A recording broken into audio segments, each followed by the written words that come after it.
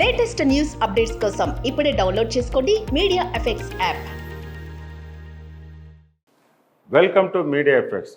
పుట్టిన ప్రతి ఒక్కరు మరణించక తప్పదు, కానీ మరణాన్ని అధిగమించాలన్న ఆశ ప్రతి ఒక్కరిలోనూ ఉంటుంది.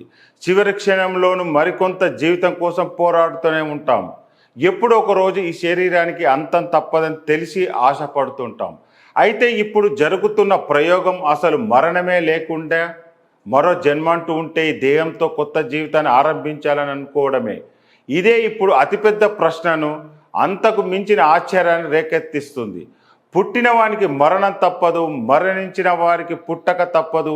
అందుకే తప్పించుకోవడానికి వీలు లేని దాని విషయంలో నీవు దుఃఖించడం తగదు అని భగవద్గీతలో స్పష్టంగా చెప్పారు.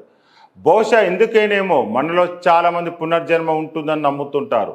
ఒకరు చనిపోయినప్పుడు ఆ శరీరంలో వివిధ రకాల శక్తులు నశిస్తాయని నిపుణులు చెబుతుంటారు. మొదట శరీరం చనిపోతుంది, తర్వాత ఇంద్రియాలు, తర్వాత శ్వాస నశిస్తాయి. అయితే ఆస్ట్రేలియాలో ప్రస్తుతం జరుగుతున్న ప్రయోగం శరీరంతో పాటు సమస్త అవయవాలను పునరుద్ధరించే ప్రక్రియ చేపడుతున్నారు. మరణించిన వ్యక్తిని ప్రత్యేక రకమైన స్లీపింగ్ బ్యాగులో చుట్టి డ్రై ఐస్లో ప్యాక్ చేయడం, అతని శరీర ఉష్ణోగ్రత దాదాపు -80 డిగ్రీల సెల్సియస్ తగ్గించి శరీర అవయవాలను పాడవకుండా చూడడం ప్రధానంగా చెబుతున్నారు. ఇక భగవద్గీతలోను బౌద్ధ ధర్మంలోను చెప్పినట్టు పునర్జన్మపై చాలా నమ్మకాలే ఉన్నాయి. కానీ అవన్నీ అందమైన ఊహలే. వాస్తవంలో ఏ ఒక్కరికి పునర్జన్మ లభించినట్టు ఆధారం లేవు. పునర్జన్మ కోసం ప్రస్తుత శరీరం వాడుకోవడం జరగలేదు.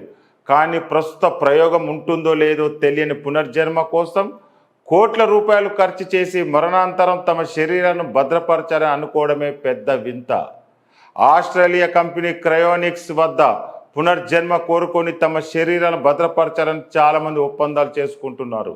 నిజంగా ఆస్ట్రేలియా శాస్త్రవేత్తలు ప్రయోగాలు ఫలిస్తుందా లేదా అనేది తేలాలంటే మరికొన్ని రోజులు వేచి చూడాల్సిందే.